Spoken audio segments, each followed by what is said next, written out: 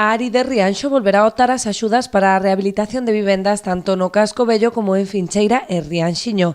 Entre 4 e 5 propietarios poderían beneficiarse desta liña de subvencións, que superaría os 60.000 euros.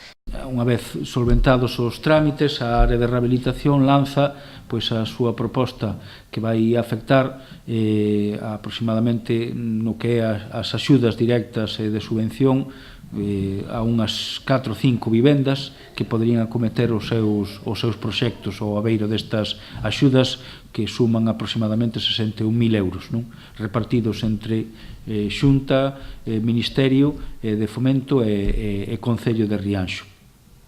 É a sexta edición, é a sexta fase destas axudas que permiteu até agora estar falando dunhas 80 vivendas do que é o casco de Rianxo, Fincheira e Rianxiño restauradas ao abeiro das diferentes fases das axudas á rehabilitación. En paralelo á apertura desta convocatoria, a Oficina de Rehabilitación de Rianxo está a informar de outras liñas de financiamento independentes da ARI, pero destinadas tamén á restauración de vivendas. Hai outro programa da Xunta que permite financiarse a cero de interese e máis tamén unha serie de desgravacións fiscais que neste momento teñen no IRPF a xente que faga investimentos nos cascos dependentes da área de rehabilitación. É dicir, unha persoa que queira facer obras nun baixo encontrarase que pode acceder a un crédito a interés cero e máis tamén ese investimento podería conlevar tamén reduccións no IRPF.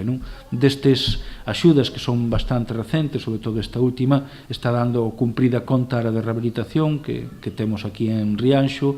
O arquitecto e a administrativa da área de rehabilitación están informando destas axudas que están en marcha.